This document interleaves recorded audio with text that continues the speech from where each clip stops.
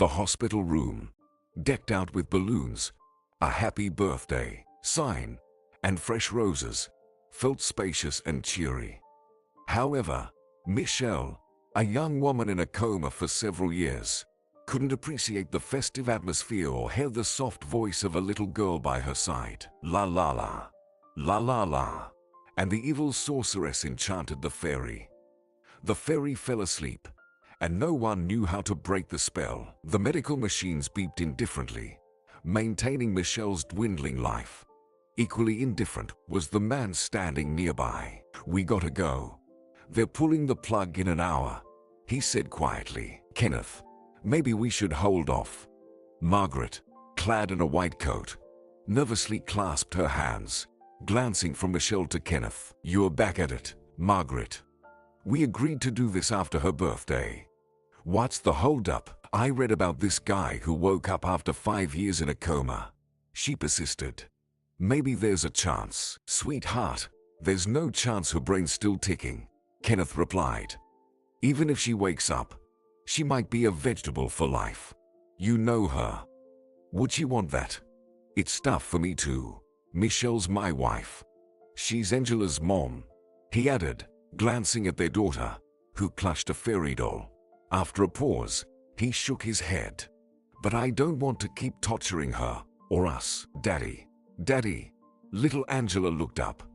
"Are we gonna see the fairy tomorrow?" "No, Angela, we're not," he said. Angela placed the doll on Michelle's bed, humming softly. Then she hurried to Margaret, heading for the exit. "Mom, what about the day after tomorrow?" she asked. Margaret didn't answer. She just took Angela's hand and left. Kenneth lingered by Michelle's bed a moment longer, then grabbed a bouquet of roses, tore down the sign, and wrapped the flowers in it. He'd done all he could, but hope has its limits too. Ignoring everyone, Kenneth worked down the hospital corridor past a janitor scolding a young intern. "Young fool, smoking in the utility room. You trying to start a fire?" Jason, the janitor, didn't respond. Jason watched as Kenneth tossed the roses and followed him. Through the blinds, he saw Kenneth slip an envelope of cash to a doctor, who quickly counted it. They shook hands, and Kenneth left. Jason caught up on the stairs. "Don't do it. I can fix her." "Not now, old man," Kenneth said, shaking him off. "Give me a year, and I'll get her back," Jason yelled. "Just a year." Meanwhile, Margaret struggled to help Angela with her coat, but Angela insisted on doing it herself. "I got it." "Fine. Do it yourself," Margaret said, then noticed Kenneth. She nudged Angela toward the door. "Go on, sweetie," she said, then turned to Kenneth and handed him the coat. "He's asking permission for his experiment again," she asked. "Crazy janitor," Kenneth replied.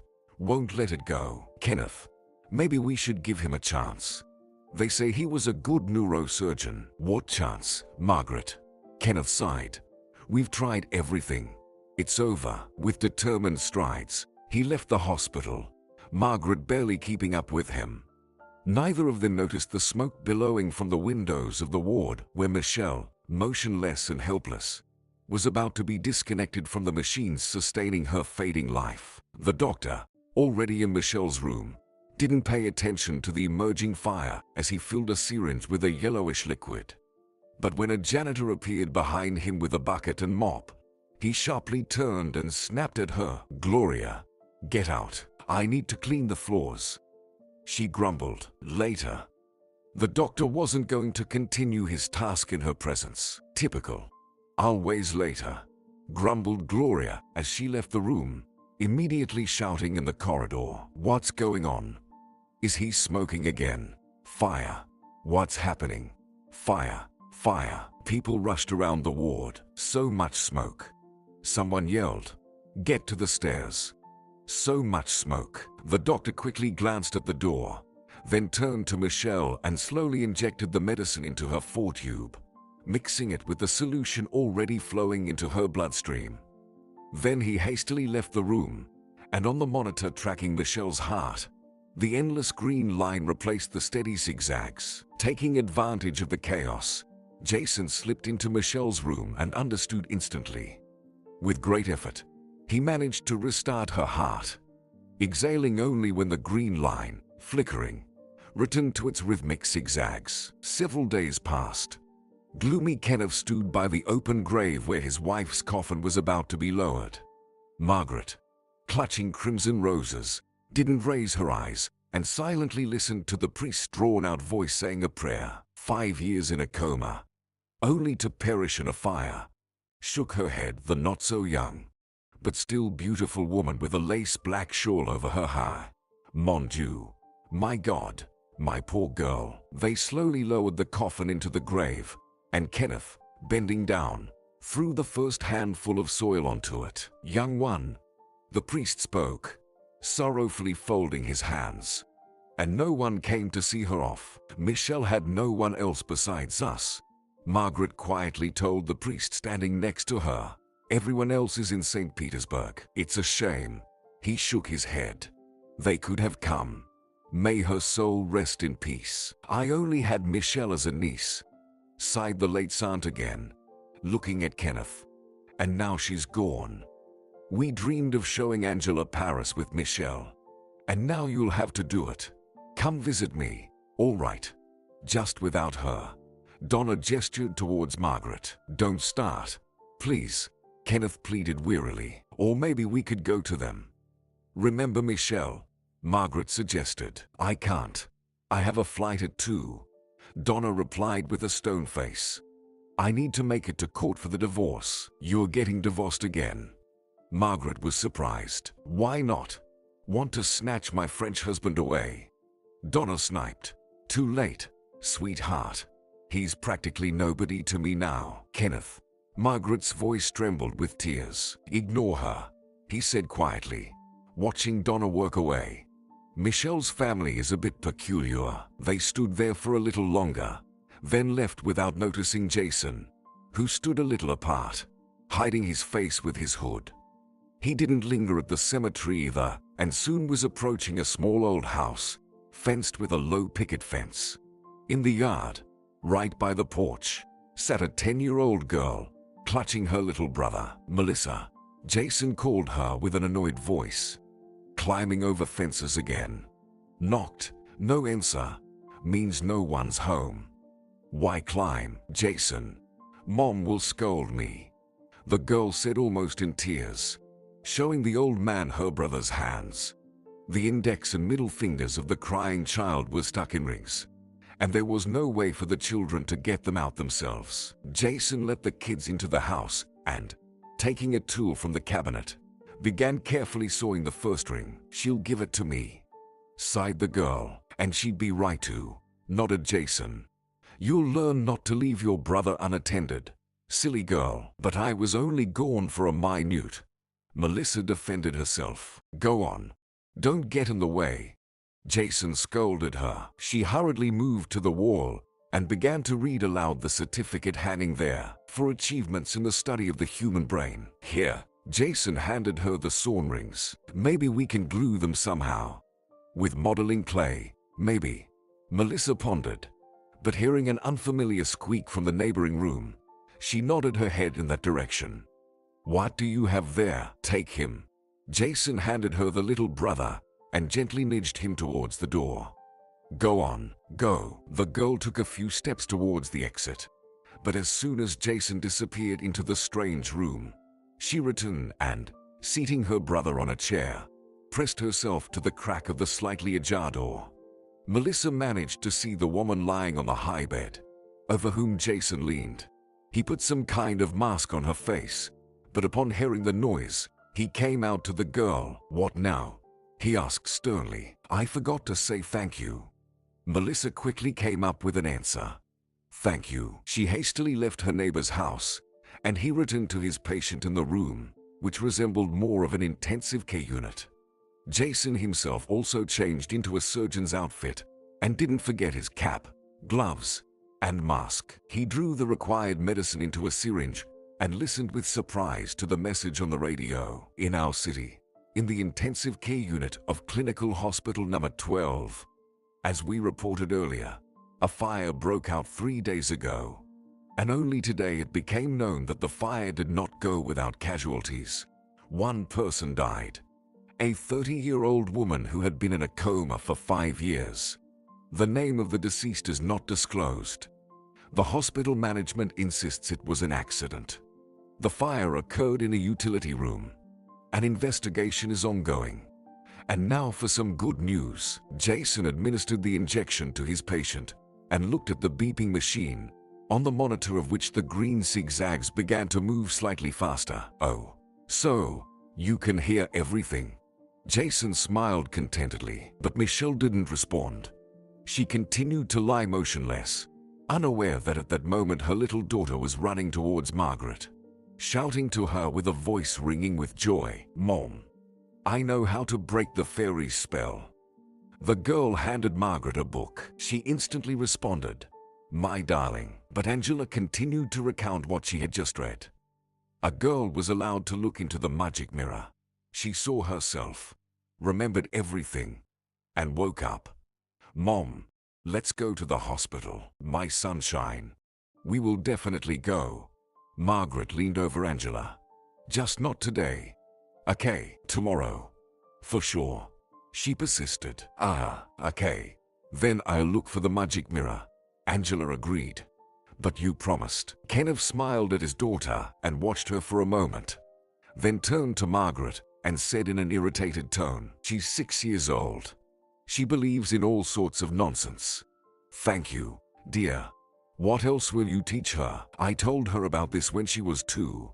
Margaret tried to justify herself. "How could I know she would remember?" "Fine." Kenneth nodded and repeated, "Fine. But now tell her the truth. It's time to come back to reality, or I'll do it myself." The door to the office slammed loudly, and Margaret clasped her hands as if she suddenly felt very cold. How unfair Kenneth was. Was she really the only one to blame? And was there even any fault of hers in what happened? The white Labrador, sticking out his tongue, quickly descended from the second floor, followed by Angela. Tucker. The girl called her beloved pet. "Angela won't believe us." Margaret sighed. "She's just like Michelle. And Michelle always had her own truth about everything." Suddenly, she remembered the day when Michelle, picking up a white puppy and tying a blue ribbon around its neck, began to pose for Margaret's camera. "Michelle, have you gone mad? Don't you have enough trouble besides a puppy?" Margaret smiled. "But this isn't for me," Michelle replied cheerfully. "They asked me to make a short film about an ordinary person's ordinary day at college." Margaret tried to reason with her friend. "Well, this is my ordinary day." Michelle laughed. Margaret had no choice but to continue filming. "But for some reason, I'm helping her with this," she said, pointing the camera at herself. "I don't know why, but I'm helping." So, she decided to make a little boy happy, the one who was crying so hard on the street and really wanted a puppy. But he was crying so much, he begged, Michelle said in a plaintive tone. Of course, Margaret didn't share her optimistic friend's sentiment. "So now, are we going to buy puppies for all the crying boys in town?" They both stood in the entrance of an unfamiliar apartment where the boy who dreamed of having a dog lived. Having overheard his wish by chance, Michelle bought a little white Labrador and decided to give the child a secret gift. She put the puppy on the doormat and adjusted the bow. "You promised to be his good friend," she said to him. "Okay, deal. Shake on it." "Well, knock," Margaret said. But before the door opened, she managed to slip a business card under the puppy. Michelle hurried her, and they both quickly descended to the lower floor. Margaret cautiously peeked into the stairwell and saw the little boy joyfully petting the puppy. But then his mother's loud, disapproving voice was heard. "Who's there? Who did you open the door for? I've told you 100 times." 5 minutes later, Michelle was once again holding the unhappy child close, looking at Margaret with a disappointed expression, while Margaret filmed her again. "It's a good thing we left the card," Margaret said. "Otherwise, your Labrador would have to live on the street." "Did she really say, 'Either take it or I'll throw it out on the street'?" Michelle couldn't believe her ears. Something like that. But in other words, Margaret chuckled. You wouldn't have liked it. So, are we returning it to the store? Michelle shook her head. I'll keep him with me. With you. Margaret was surprised. And what will Dad say? Dad and I will figure it out. Michelle stroked the puppy and hugged him again. Right, we'll figure it out. Oh, you're such a good boy. Interrupting her thoughts, Margaret was startled by Angela's loud cry. Mom, you broke the magic mirror. Margaret herself didn't understand how it happened and quickly sat down next to the girl. My dear, are you hurt? No. Angela was on the verge of tears. Well, are you done playing with your mirror? Kenneth worked past, trying not to step on the shards, while Margaret, ignoring him, tried to calm Angela. Well, do magic mirrors break? It wasn't even a magic one. Here, Kenneth written with a brush and dustpan. This is magical. The real deal. Margaret handed the girl a round mirror in a silver case and smiled at her. Then she cleaned up the shattered pieces on the floor and started preparing dinner, mentally persuading herself to calm down. After all, these unpleasant days must eventually come to an end, and peace and happiness would finally come to their family. But Jason's curious neighbor, Melissa, couldn't shake off her visit to his house. As soon as it got dark outside, she gathered her friends around the campfire and, adding a mysterious tone to her voice, began to tell them what she had seen in the mysterious room. A helmet, and wires sticking out everywhere. And then he took this needle. The girl spread her hands, showing a distance of at least 20 centimeters, and started sewing something with it. What? One of her listeners trembled. A head. The girl declared in a tone that brooked no objections, and she added, emphasizing each word, Jason creates monsters. Melissa, chuckled the boy sitting next to her. There's no such thing as monsters. I saw it myself. She looked at him disdainfully. Let's tell our parents. Another boy said, stuttering slightly out of excitement and fear. No. She waved him official. We'll handle it ourselves. Interesting. Laughed the boy who had just doubted her. And how? Create our own monster? No.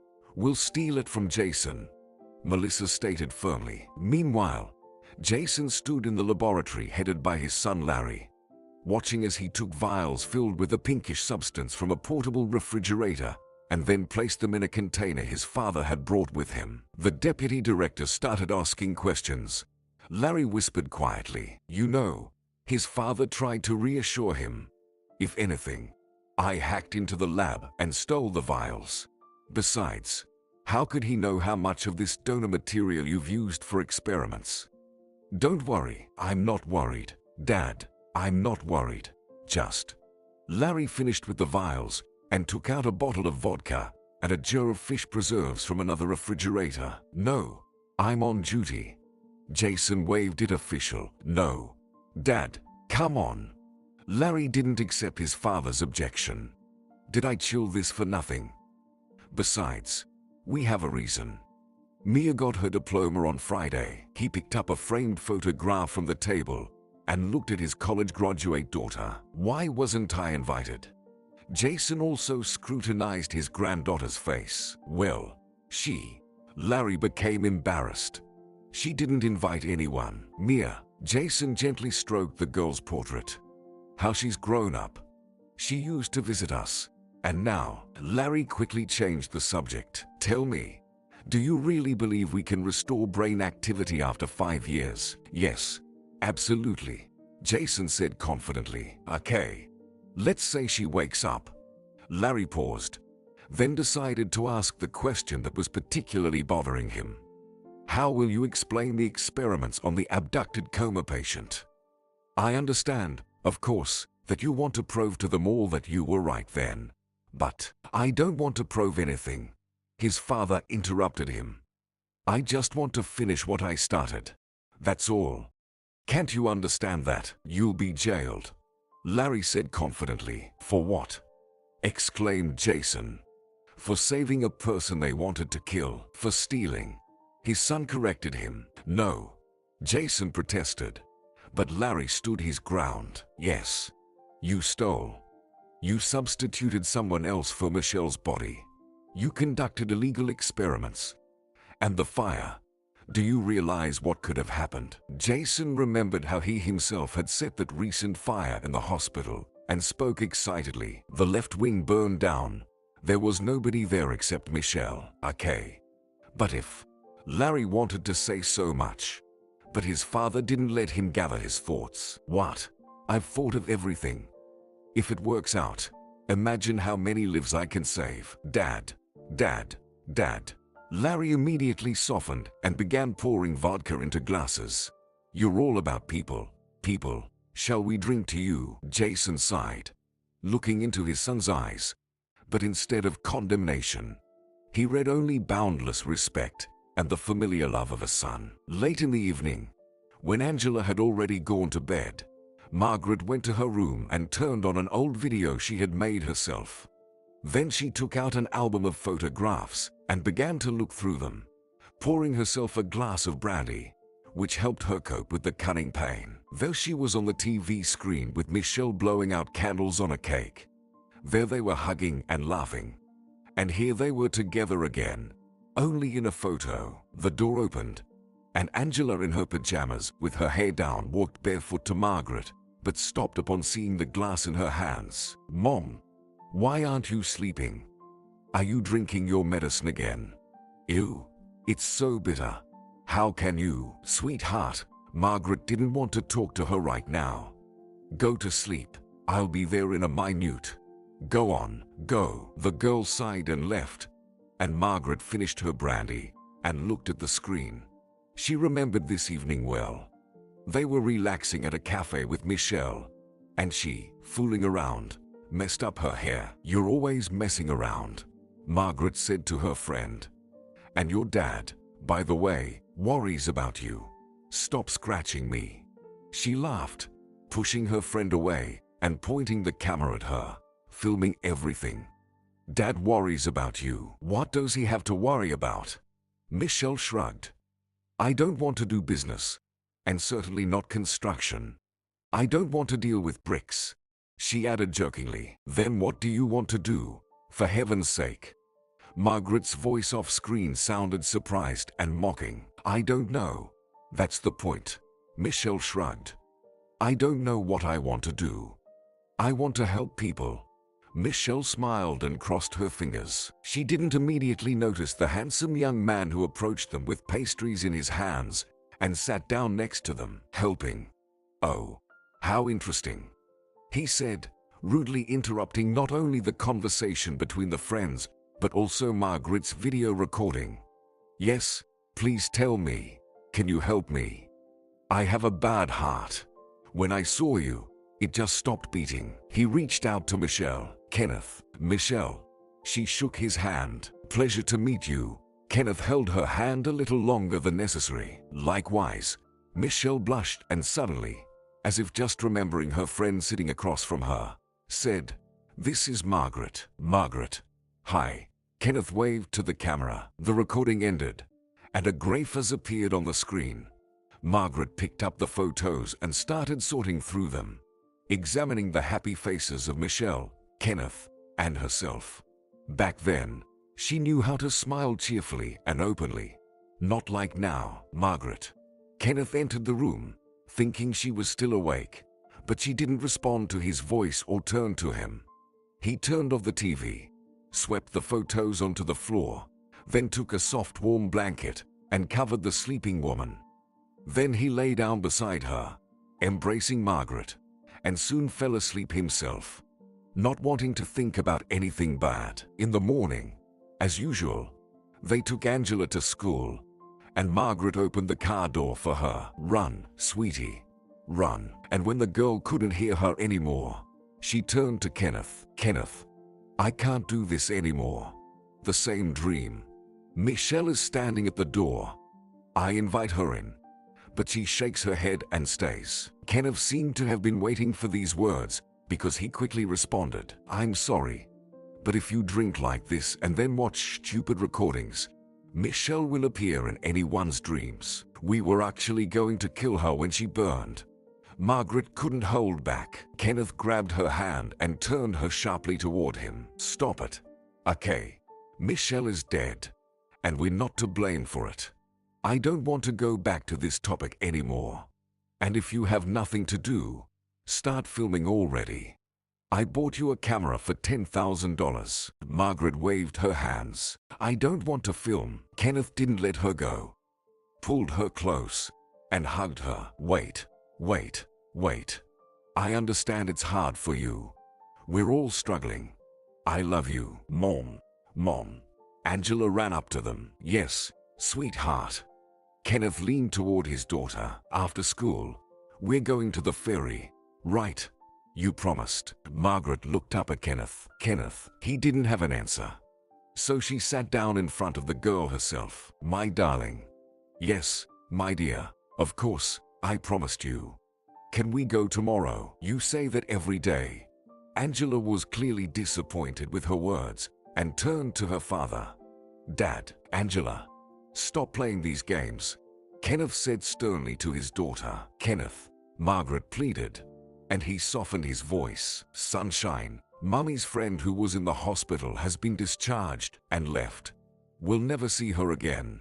Go to class, Sunshine. Fine, the girl said sadly. Come on. Bye for now. Kenneth gently nudged his daughter toward the school doors. Bye, Margaret said to her. The girl ran to her friends, and Kenneth, watching her go, calmly remarked, See, she understands perfectly well despite what you say. Kenneth, Margaret pleaded. He took her hand, ending the unpleasant conversation. Let's go. Jason stepped out onto the street and began to lock the gate when Melissa approached him. Hi, Uncle Jason, she greeted loudly. Hello, Melissa. How's your little brother, Anthony? The old man replied warmly. He's good. Can I go to the hospital with you? She got straight to the point. What's this about? Jason was surprised. We have to write an essay at school about someone we respect. I want to write about you and your work. Melissa delivered her prepared speech in advance. Well, I'll definitely be at the hospital until 5, and my mom won't let you go into town alone. Jason pondered and promised the girl, I'll talk to her. Okay, she said happily. And, waiting for the neighbor to disappear around the corner, she waved to 2 boys who were hiding from Jason in the alley. In no time, they climbed over the old fence of his house and found themselves in the yard, burning with both fear and curiosity at the same time. After parting with her parents, Angela arrived at class, but the thought of the unhappy fairy haunted her. Managing to endure the first lesson somehow, the girl approached the teacher and complained of a stomachache. The teacher promptly took her to the infirmary and then returned to the class since she couldn't leave her students unsupervised for long. Meanwhile, Angela began to complain to the school nurse about her discomfort. Is it hurting that badly? The nurse shook her head. Do you remember your mom's phone number? My mom's already here. The girl lied. She's waiting for me downstairs. Just tell Cynthia to let me go. Show a note, and you can go to your mom, the nurse said, handing her a slip of paper. If you feel worse, have her take you to the hospital. Okay. Angela nodded, clutching the note in her hand as she left the nurse's office. She was confident she would find the hospital where the unfortunate fairy lay and revive her with the magical mirror Margaret had given her. Meanwhile, the fairy, Michelle, lay in Jason's house, unaware that 3 pairs of curious eyes were watching her. What do you see? Melissa asked one of her friends. Something unclear, he replied, trying to make out anything through the small, murky windows. All right, Gregory, now climb through the window. Open the door for us. And, Melissa ordered, patting the boy on the shoulder. I'm scared. He stuttered slightly. Are you a coward? Melissa snapped at him. Come on, get going. She pushed him angrily towards the window, and Gregory had no choice but to obey his stern friend. Angela was nothing like the decisive Melissa, and felt lost when she realized that finding the hospital wasn't as easy as she thought. Miss, where's the hospital? She asked a young woman she bumped into on the street. What hospital? The woman didn't understand. She was on the phone and seemed very nervous, not interested in the girl's problems. "Not you. I'm on the phone," she shouted into the receiver to her unseen caller. But Angela was determined and began to explain to her, "The hospital. There's a fountain. A white car with a stripe. Don't shout. You're annoying." The woman worked away from Angela, immediately forgetting about her. Then, a strangely dressed, unkempt woman with a baby in her arms approached the girl. "Who are you looking for?" she asked the girl. "The fairy. She's in the hospital," Angela explained. "The fairy? Well, what a coincidence." The beggar woman shrugged. "I'm actually going to see her too. You know, you can't go to a fairy empty-handed. Right? Yeah, that's right." Angela nodded eagerly, and the woman continued, nervously looking around. "We need to buy gifts and all that stuff." She lowered her voice a bit. "Do you have any money?" Angela shook her head, and the beggar woman sighed. "Neither do I. But you know, I've come up with something. Will you come with me?" Angela nodded, trustingly extended her hand to the stranger, and set off with her to find gifts for the fairy because she really wanted to delight her with something very nice. The girl had no idea that at that very moment, two boys were leaning over her fairy. The girl, who was very disappointed to find not a monster but an ordinary woman entangled in some incomprehensible wires, was not impressed. This didn't impress the boys either. And the one who never believed Melissa from the start said to her in annoyance, "She doesn't look like a monster at all. And nothing is sewn onto her. We're just wasting time here because of you. Let's go." "Gregory, wait." Melissa didn't want to lose her authority among the street kids, so she quickly came up with a new version. "What if Jason is just about to sew her head on?" "Whose?" Gregory didn't understand. "Yours, for example." She frightened the already timid boy. "Then why is she lying here, not moving at all?" He drugged her. Now he's going to cut off her head and sew on a new one. "Melissa, are you out of your mind?" The second boy laughed, because everything was exactly like this in the movie.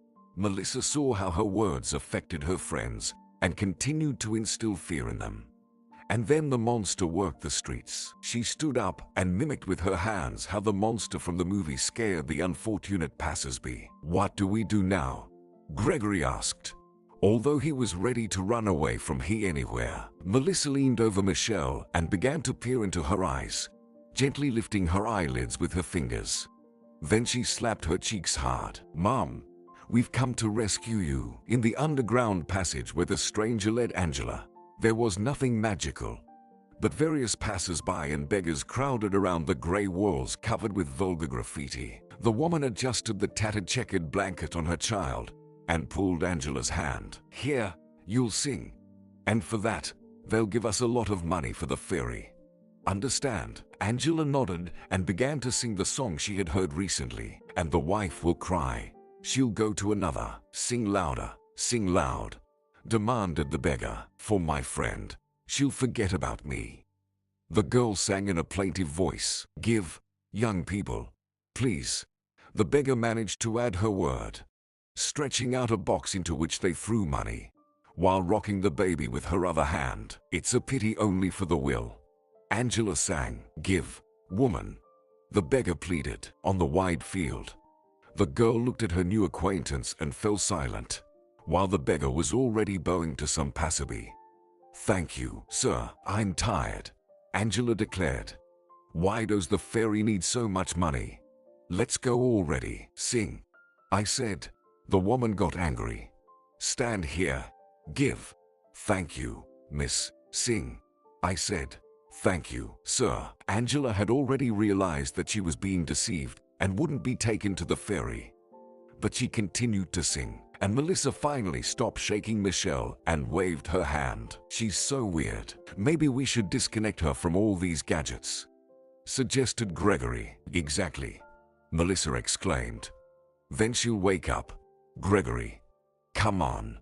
Press here." Melissa started pointing with her finger where her friend needed to press, but their companion held his hand back. "Hey, what are you doing?" What if it's not allowed? It's fine, Melissa declared. Come on, Gregory. Press here. She leaned on the bed and suddenly screamed in a voice not her own. Ah, she grabbed me. She grabbed me. Terrified, the kids together released the convulsive grip of the woman and fled from the scary room before something else happened. Meanwhile, clouds continued to gather over Angela's head because a suave, dark-eyed man with a cigarette approached the beggar who had led her into the underground passage. So, how's it going? It's been a good day, she boasted, recognizing the main overseer of the beggars.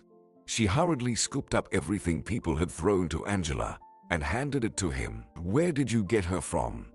Jack nodded towards the girl. Ha! Found her in a cabbage patch. The vagrant chuckled. She's a pretty one. How much do you want for her? Jack got straight to the point. What? She's still just a little kid. The beggar protested. But Jack wasn't joking. How much? He asked again. $300. The woman brazenly replied. Jack cursed under his breath and added more calmly, I won't give you more than 200. Angela looked fearfully at the angry beggar and her accomplice and decided not to wait to see what would happen next. She couldn't sing anymore. Her throat had dried up long ago, and this man could make her continue this activity. Besides, he was very scary, and the girl belatedly remembered stories about how people like him kidnap children. There was only one way out: to run away. Angela stepped aside and suddenly darted towards the stairs, hurrying to get out of this terrible underground passage. Stop. The beggar threw the child onto the wheelchair she was sitting in herself, and it turned out that all this time she had been holding a doll wrapped in a tattered blanket close to her. But the woman wasn't afraid of being exposed. She dashed after the fleeing girl, shouting as she ran, Where are you going? Oh, you, stop, kid. Jack also chased after the girl. She was already at the road and, noticing an ambulance on the opposite side of the street, rushed towards it, not noticing that the pedestrian light was red. Stop. Stop. Where are you going? Voices shouted at her from all sides, and immediately there was a deafening screech of brakes. And at that very moment, as if sensing that something had happened to her daughter, Michelle strangely jerked and opened her eyes. Her hands tightly clenched the crumpled sheet. It hurts, Angela cried, showing the paramedic her bruised knee. What could I do? The driver lamented, whose car Angela had narrowly missed being hit by. She appeared at the last moment. Just calm down. Nobody is blaming you. The doctor saw with her own eyes everything that had happened and had no doubts about his innocence. She turned to the injured girl and asked gently, Tell me, what's your name? Angela. She replied quietly. Angela, where's your mom? The woman continued to inquire. Where the fairy is, Angela explained, surprised at her lack of insight. Interesting. And where is the fairy? The doctor didn't understand anything. In the hospital, Angela informed her. There's a big fountain there, columns, and cars like yours. Will you take me there? Right, of course, I'll take you. Don't worry, I'll take the child now. Put her in the car and treat her knee. The doctor said to the driver. Let's go, Angela. The girl stood up and walked with her to the ambulance. Meanwhile, Michelle continued to convulse. She tore off all the tubes and fell to the floor. But she didn't feel any pain and didn't hear the approaching footsteps of Melissa and her parents. I told you. The pleased girl pointed a finger at Michelle. Be careful with her head. The three of them lifted the unfortunate woman and laid her on the bed. Now you won't say I'm making things up, Melissa declared to her parents, and her mother leaned over Michelle and asked, Sweetheart, who are you? But at that moment, Jason burst into the room and shouted at the uninvited guests, pushing them away from his patient. Can you explain to me what you're doing here, Brenda? Jason's initial shock passed, and he hurried to explain everything to Melissa's parents. This is my niece. She was in an accident with her parents. She's the only survivor. The hospital refused to take her. She fell into a coma, and I brought her here. He sat down next to Michelle and spoke soothingly. Quiet, quiet, quiet, quiet. It's all right. So, did she just wake up now? Kathy, Melissa's mother, didn't understand. It's all right. Jason continued to repeat to Michelle, paying no attention to anyone else. Oh, what joy, Kathy said. Well, we won't disturb you. It's all right, my girl. It's all right. Jason was over the moon with happiness. Jason kept saying only one thing. We made it. We made it. In the ambulance, Angela felt completely calm, unlike in the underground passage when she sang her song to people. And now she believed again that she would definitely find her fairy. Angela, tell me, is this definitely the hospital? The doctor asked when they arrived. Definitely, definitely. Angela nodded. She couldn't be mistaken because she had been here many times with her mom and dad. Now, tell me, where's your mom? The doctor inquired. There she is. The girl tricked, waving her hand at several women in the hall. Is that your mom? The doctor wanted to approach Angela's mother, but at that moment, her phone rang, and she answered the call. Yes, darling, mom's on her way. Yes, yes, I'll definitely buy it. Angela seized the moment to find the ward where the fairy lay and hurried to the stairs.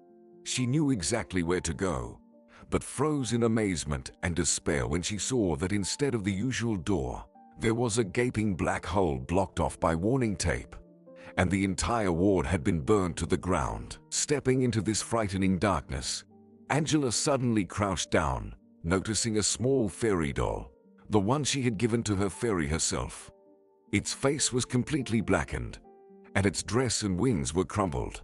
But she immediately recognized it and tightly held it in her hand. Gloria, the same orderly who always cleaned Michelle's ward, knew Angela well, so when she saw her confidently working down the corridor, she set aside her mop and hurried after her.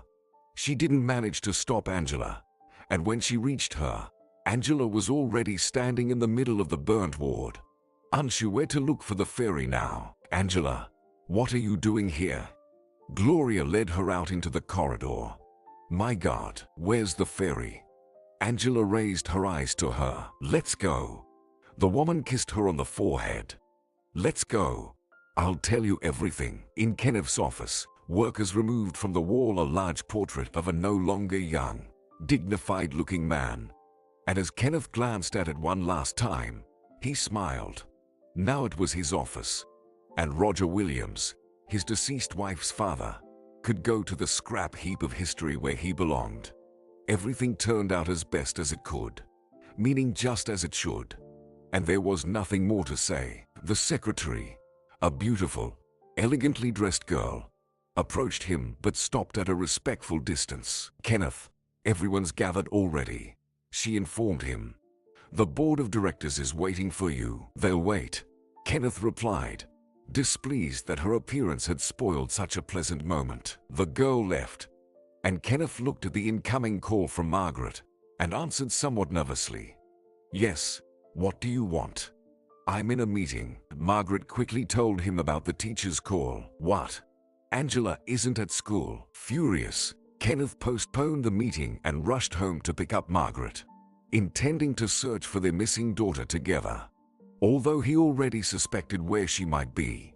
Surely, she was in the hospital because she loved visiting Michelle. No, he should have told her that she had died. Maybe then the girl would have calmed down. But Michelle didn't die.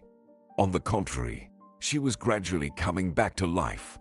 And Jason, who was with her, tried to ease her strong, uncontrollable anxiety. It's okay. Okay. Okay, you're safe. Quiet, quiet, calm down. I'll explain everything to you. Do you remember anything? Well, that's how it goes. It's okay, your memory will come back. To avoid lengthy, exhausting explanations, Jason told her a story he had made up long ago. You're my niece. 5 years ago, you were in a car accident with your parents. They died, and you were in a coma for a very long time. At first in the hospital, Now with me. I'm a doctor. A doctor. And I came up with a new method. I gave you injections. But that's not the main thing. The main thing is that you... What do you want to ask? Do you want to know what your name is? Your name. Your name is Brenda. Brenda. Michelle opened her mouth to repeat her name, but no sound came out, and she convulsively twitched a few times. Jason smiled encouragingly at her. He was confident that it would only take a little more time, and he would be able to bring her back to normal life. Meanwhile, Gloria was calming down the agitated Angela. This fairy's name is Michelle. When the fire started, she woke up, put on her wings, and flew away. She flew high. Where did she fly to? The girl asked. Oh, she flew far away. The orderly continued to assure her. You know how much fairies have to do. Oh, so much. Who broke the spell on her? Angela asked the question that was tormenting her. But Margaret and Kenneth were already entering the hospital, and as soon as they saw her, they rushed to her. Oh, my God. My girl. Margaret was sincerely excited. Oh, my God. You scared us so much. My little one. All right. Fantasizer. Kenneth wasn't in a good mood and was very angry with his daughter. Let's go home, Kenneth. Margaret pleaded with him. My dear, what happened to your knee? I'll tell you later. We need to find the fairy, Angela said. Someone broke the spell on her. Remember how you read to me about it? Someone wants her to fulfill something bad. A bad wish. Kenneth categorically refused to entertain this nonsense any longer and sternly told the girl, all right, Angela, there's no fairy. No, enough. But Gloria saw her fly away. His daughter retorted, but he wasn't going to entertain her fantasies any longer. All right, that's it. Let's go home. I've had enough. Let's go, Kenneth. Margaret stood up and glanced briefly at Gloria. Please excuse us. Then she turned to Kenneth and spoke with a pleading voice. Kenneth, I'm begging you. He firmly grabbed her shoulders and shook her. If you don't knock this nonsense out of her head, I will. I'll talk to the psychologists, and I'll still believe in the fairy, Angela declared. Perhaps it was the faith of this little girl that allowed Michelle to come to her senses. But when she tried to say something to Jason, who was massaging her legs, something incomprehensible came out of the unhappy woman's lips. And then panic flickered in her troubled eyes. Jason understood her agitation perfectly. It's been 5 years, he said to his patient. Thoughts have atrophied. And you want to start running after just 2 months. That only happens in movies. Don't worry. A year of massages, exercises, and you'll be good as new. He took a plate of oatmeal, scooped some onto a spoon, and brought it to Michelle's lips. Come on, easy now. She slightly turned her head aside, and Jason deciphered 2 words that slipped from her lips. I myself. Okay. He didn't argue, holding the plate. Try it. Be brave. Good. Here. Good. He watched as she attempted to grasp the spoon with her disobedient fingers, still cramped with spasms, and rejoiced at her first successes. But the spoon slipped, and the oatmeal flew straight into Michelle's face. Well, it's okay. It's okay. The old man reassured his patient. If you learned to do this earlier, when you were still a child, then you'll learn now. At that moment, there was a knock on the door, and Jason, placing the plate on the nightstand next to the bed, stepped out to meet the unexpected guest. It was Kathy, Melissa's mother, their neighbor. Thank you, Jason. She began. I've tried everything for this cursed insomnia. I even drank vinegar with honey. By the way, valerian didn't help me at all. Why didn't you come to me earlier? Jason asked, listening to the noise in the patient's room. The sound of the fallen plate clearly indicated to him that Michelle had attempted to grab it but failed. Kathy continued chattering incessantly. I thought maybe folk remedies would help. I experimented a bit. Kathy, listen. Take these pills in the morning. Mix the powders in the evening. But the most important thing is to sleep regularly.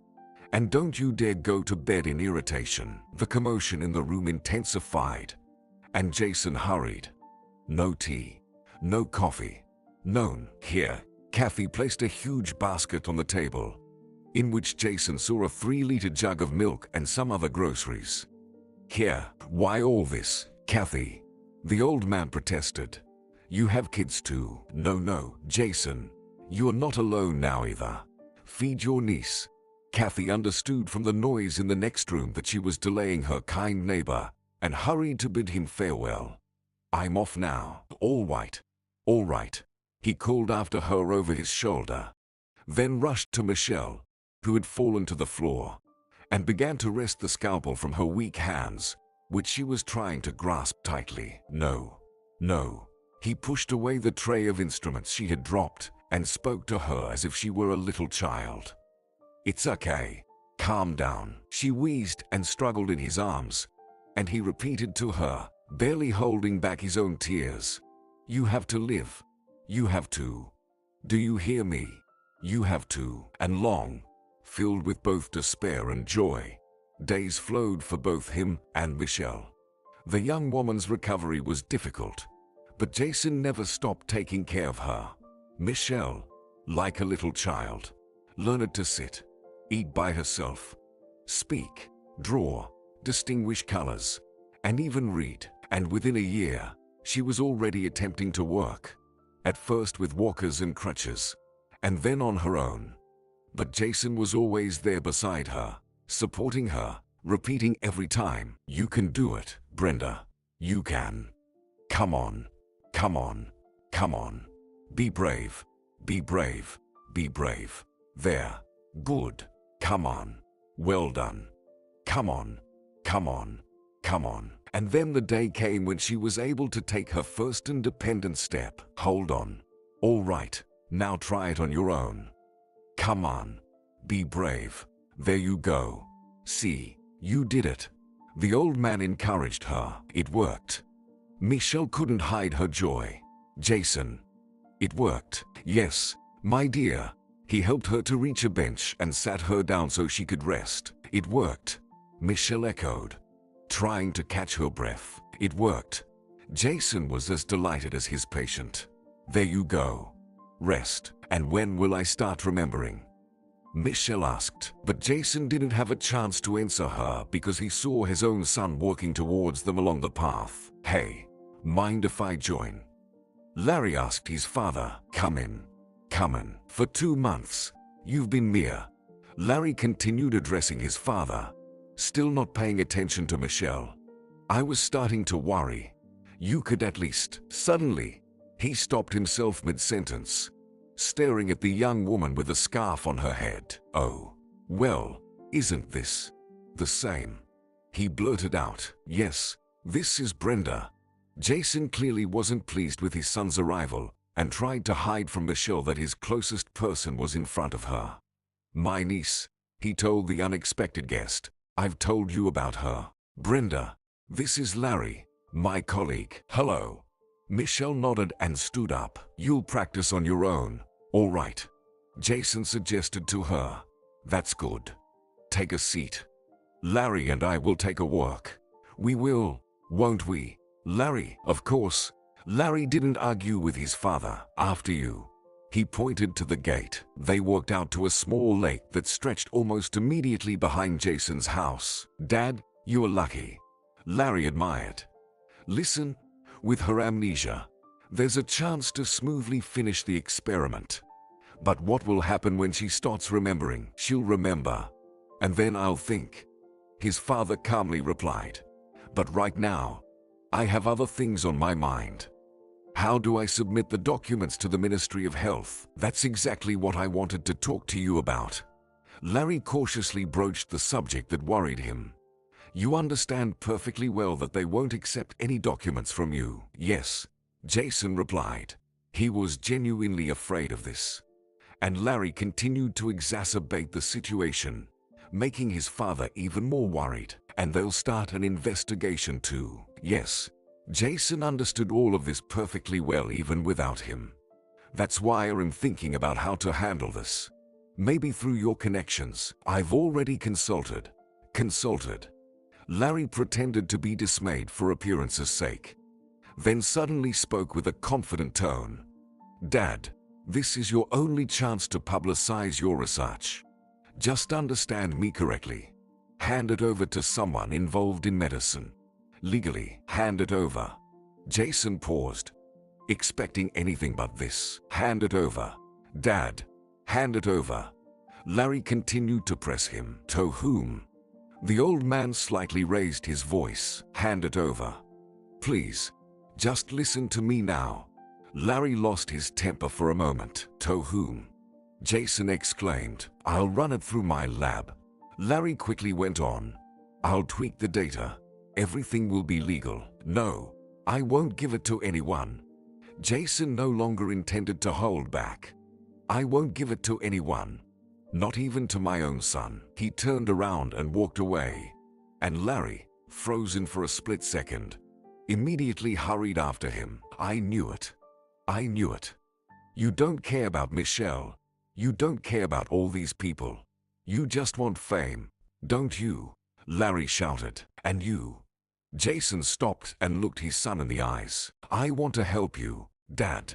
Larry grabbed his father by the collar. Do you? His father asked angrily. By putting your name under my discovery. I gave you my life 20 years ago. I took the blame for you. I could have made this discovery back then, but you gave the guy the wrong solution. You buried my experiment and me. Jason flushed with anger, but Larry wasn't going to yield to him, and the reminder of the past didn't faze him at all. Enough. Enough. He shouted in his father's face. No one asked you to save my skin. You would have gotten out of it yourself. And don't make me out to be an ungrateful sleazeball. I helped you with the equipment. I supplied you with donor material. Yes. Of course, Jason replied sarcastically. And money. Larry yelled. Wasn't I giving you enough money? Money. Jason was incensed by this reminder, but his son was sure of his righteousness. Money. He confirmed. Thanks. Jason worked back to the house. Dad, please. Larry caught up with him and began to speak urgently and imploringly. Can you imagine what this means for us?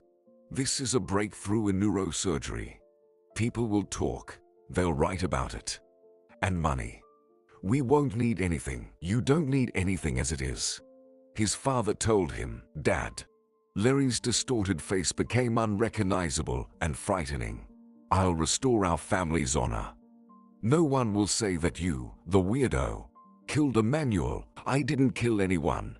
Jason unexpectedly calmly said, shaking his gray head and interrupting the conversation. Larry also instantly cooled down. He looked at his father, stooped back, and blurted out, tears of desperation welling up. That's not what I meant. Well, meanwhile, Michelle was pedaling on the exercise bike that Jason had made for her. Melissa sat next to her on the branch of a sprawling apple tree, watching her little brother twiddle a twig between his fingers while sitting on a log. The girl told Michelle, rings, and other small things. He used to cut out snowflakes from all of Mom's dresses. That's when I got it. Do you have kids? She unexpectedly asked. Me? No. Michelle suddenly fell silent, then added uncertainly, maybe. Suddenly, she remembered a wonderful warm day when she, still pregnant, was walking in the park, and the man next to her was taking her picture, hugging her, and spinning her around. You're so beautiful. She heard his voice and laughed, and the next memory was even more unbelievable. She saw not only her husband, holding their newborn daughter in his arms, but also her father, and even a friend whispering, looking at the baby. Oh, how precious. Michelle snapped out of it, hearing Melissa's thoughtful voice. I won't have kids either, the girl said. What's the point of them anyway? Boring. And they ruin everything. Jason entered the yard, and it was immediately evident that he was in a good mood. What's this? He playfully scolded Melissa. This apple tree is older than you, young lady. Come down now, quickly. Come on. He lifted the giggling girl off the branch, then approached Michelle. I have a daughter, she told him. And a husband. I have a daughter. Why have you never told me about her? The smile faded from the old man's face. I didn't know. He lied, somewhat flustered. What about her? Michelle wanted to know everything. Was she in the car with me? Did she die? No, she didn't die. Jason simply couldn't tell her anything else. And my husband? Michelle continued to press. He didn't die either. Jason looked away to avoid the young woman's gaze. Then where are they? She asked persistently. We haven't been in touch with your mother for a long time. He finally came up with an answer. I don't know anything, Brenda. Then find them. Find them. Michelle demanded. Find my daughter and my husband. Is that so hard? He must be looking for me, surely. Yes, Jason sighed. He's looking. He already understood that her memory was returning, and now it would be so difficult to explain anything to her.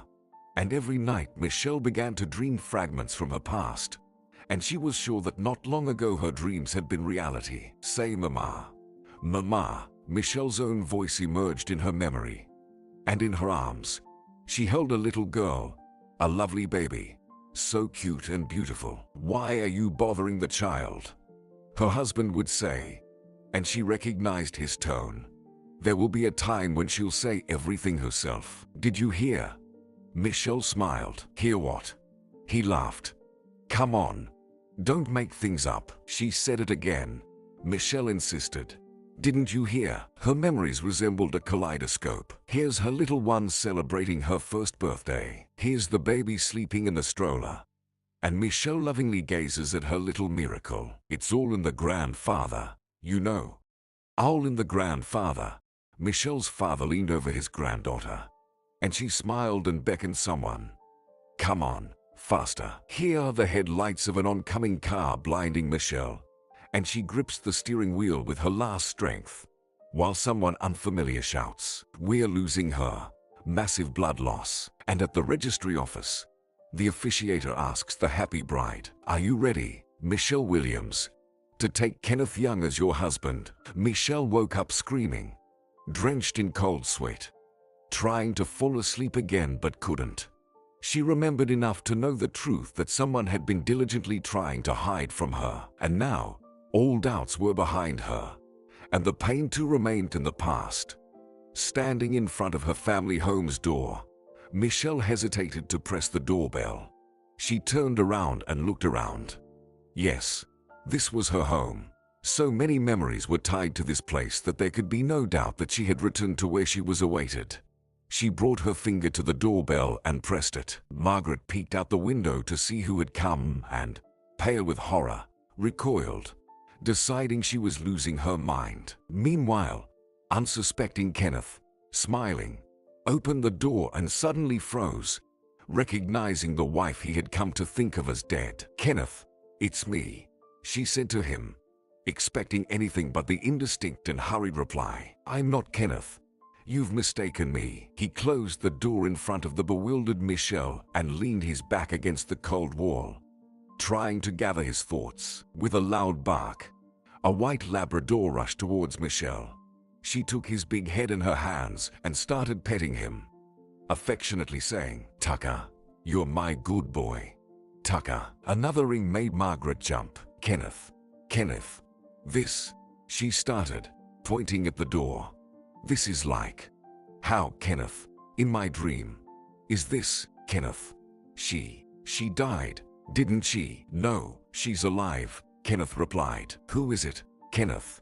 Did she come after us?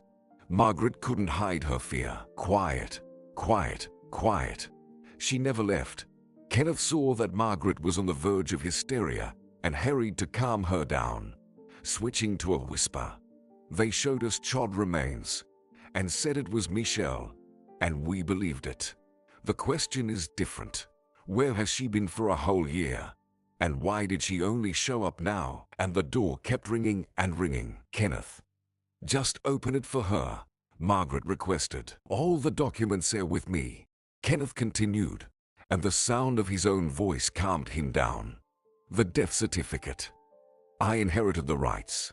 She won't prove anything. Open it, Margaret shouted. It was as if she didn't hear his words, and she rushed to the door. But he grabbed her and covered her mouth with his hand. Quiet. We won't open anything for anyone. This is not Michelle. This is not Michelle. This is a fraud. Just a fraud. Well, this is Michelle, Margaret whispered, subsiding into Kenneth's embrace. Who else knows about this? You and I. Come to me. Quiet. They were not only insistent, but also tender, and Margaret obediently complied, and tears flowed down her cheeks. Without waiting for Kenneth, Michelle headed to her father's office. But when she asked about him from the security guard, he briefly told her about his death. Dead. Michelle echoed him. I haven't worked here yet, but all the newspapers wrote about him. Haven't you read them? She didn't answer him and, staggering as if drunk, walked away. But her strength left her, and she pressed against the stone wall of the building, quietly whispering the cherished word, Dad. Margaret entered Kenneth's office with the customary glass of brandy in her hand. He approached and took the alcohol from her. Please, I need it, Margaret pleaded. You promised. Kenneth returned to his papers. Kenneth, we can't just pretend she doesn't exist all the time. Margaret's voice broke. Kenneth, it's maddening. She sat down on a chair and burst into tears. It's cruel. 7 years ago, were you able to sleep with your best friend's husband? Kenneth asked her quietly. Where is all this pity coming from now? Margaret's tears dried up instantly. My friend slept with the man who was supposed to be my husband. She said, Oh, yes, of course, you're the victim in this story. Kenneth smirked back. It was me who forced you into the chance encounter at the cafe. Living off her father, deceiving a friend, enduring. What a villain I am. Yes, Kenneth, you're a villain. Margaret approached him, speaking quickly but with a subdued voice. A villain. And I'm a fool. A fool. Because I waited for you to finally get enough of all this money. With nervous movements, she adjusted her hair, then turned sharply to Kenneth. Just tell me one thing. If it weren't for that accident, would you have divorced her? He didn't answer right away, and Margaret burst into laughter, covering her head with her hands, and her laughter turned into hysterical sobbing. Think about it. Where would you be now if I had divorced Michelle? Calm returned to Kenneth momentarily. But you can't. Margaret moaned. And how can you? He leaned towards her. How can you? All my life I've been trying to get out of the crap I was born into.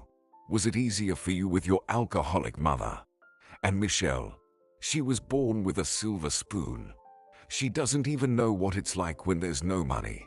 So let her find out now. He wanted to say something else, but he fell silent, trying to gather his thoughts and find that convincing argument that would finally calm Margaret down. But she wasn't going to listen to him and only shook her head. She doesn't deserve this. Kenneth decided to give her one last argument. Do you want me to go after her and bring her back to this house, to this life?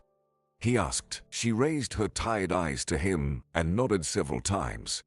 Irritated by her stubbornness, he abruptly grabbed her face and squeezed her cheeks in his fingers. Then you won't be in this life, he hissed spitefully. But when Angela's voice was heard, he released Margaret and glanced out of the office door. Mom.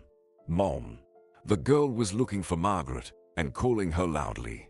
She didn't notice her father, and he returned to Margaret and brought his eyes close to hers. And Angela won't call you Mom, he whispered and left, while Margaret burst into tears again, unable to cope with the grief that had befallen her. Of course, she took Michelle's place and shouldn't be here, but how difficult it is to lose what had been hers alone for 5 long years. Michelle stood at the police station, listening as the duty officer, whom she had turned to for help, made a call. Hello. Yes, check in the database, please, for a Michelle Williams. Aha. He listened to his caller's response and asked Michelle, who was patiently awaiting his decision. Do you think no one will recognize you? Interesting. The duty officer returned to the phone call. Yes, yes, yes, yes. I'm listening. Yes. Ah. Whose daughter?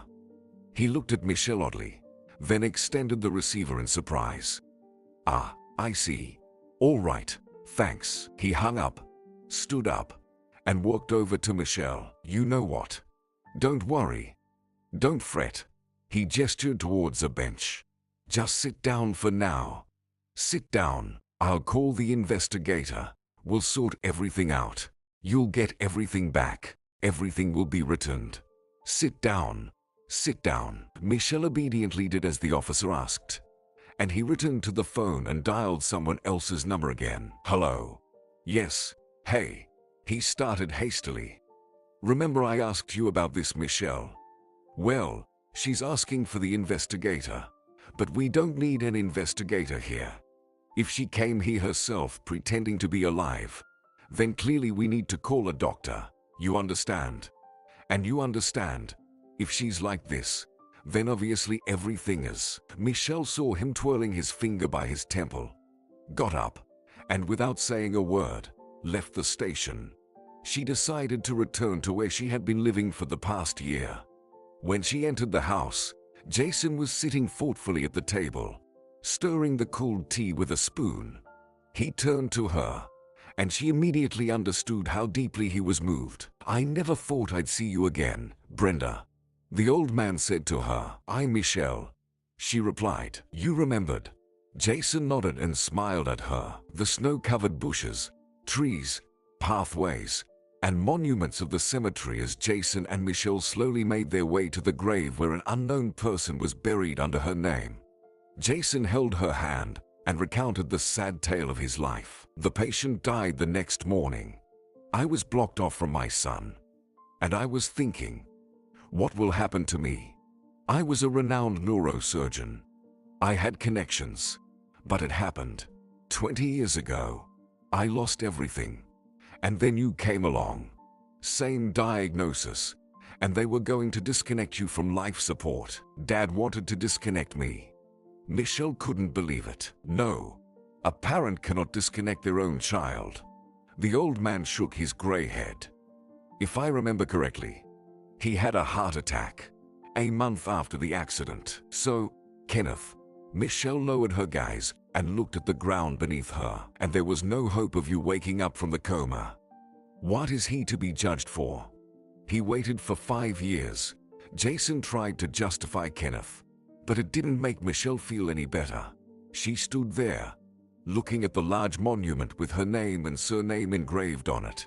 Next to the inscription, a white angel folded its wings in prayer, but there was no portrait of Michelle anywhere, only intricate white letters. A quote in an unfamiliar language. What does it say here? Michelle asked Jason. Beloved by us more than anyone else, he explained. That's how it sounds in Latin. Kenneth, Michelle said sarcastically. And then her eyes filled with tears. What if I'm not her? What if the real Michelle Williams is buried here? I'm not even sure if I remembered the truth about myself. I'm not Michelle. You are Michelle. Jason tried to reassure her. I'm not Michelle. She shook her head, feeling like she was slowly losing her mind because of all this. You are Michelle, the old man repeated, but she no longer knew who to believe, so she simply said softly in response, No, I'm not Michelle. She repeated the intrusive thought for several days, unable to shake it. Tired, lonely, devastated. She walked along the street on a chilly evening, not looking up at passersby when a man called out to her, Michelle. She stopped and slowly turned to him. I can see you are not yourself. Ha. But you are. What's wrong, Michelle? Michelle, she repeated, painfully trying to remember who stood before her. The name of the man, Mike, surfaced in her memory. Of course, they had studied together once, but it had been a long time since they last saw each other. Yet, he recognized her, and it wasn't easy. She had changed over the years, not just externally, but internally as well. Mike remained silent, frowning as he watched her trembling, unsure if it was from the cold or from an emotion unfamiliar to him. In an attempt to help her regain composure and calm down, he suggested going to a cafe to talk over a cup of hot coffee. She agreed, grateful that at least someone was willing to get involved in her fate, and began her long and difficult narrative. "Listen, Michelle, Mike began hesitantly when she fell silent. "I've never heard a stranger's story in my 5 years of practicing law. If someone else told me this, I wouldn't believe it. Well, I wouldn't have believed it myself, that Kenneth could have me disconnected," she admitted. "That's actually the most ordinary part of the story," Mike countered. "One spouse decides to take the other's property, and it's not about that. I'm sure Kenneth paid for euthanasia because he wanted what was best for me." Michelle was very agitated and couldn't calm down, but Mike seemed to pay no attention to it. "Ah, yes, and that's why he didn't recognize you," he chuckled. "I wouldn't have recognized myself either." Michelle tried to justify her husband's strange actions. "Well, I recognized you," Mike stated categorically.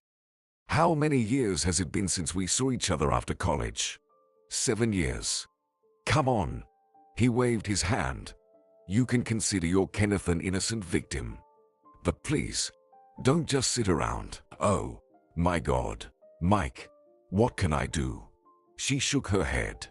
"I don't even know anyone here. My dad insisted we move here.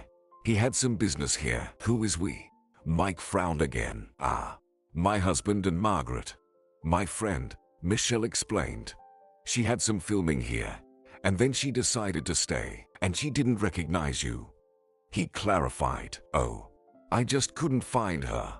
Michelle was very nervous and spoke disjointedly and sharply. "They didn't let me in at home, and they didn't let me go to work." "Margaret, you say?" Mike pulled out his daily planner and placed it on the table. "From television?" "Yes," she confirmed. "All right. Good." He decided immediately that he must help the woman in trouble, and therefore got straight to the point.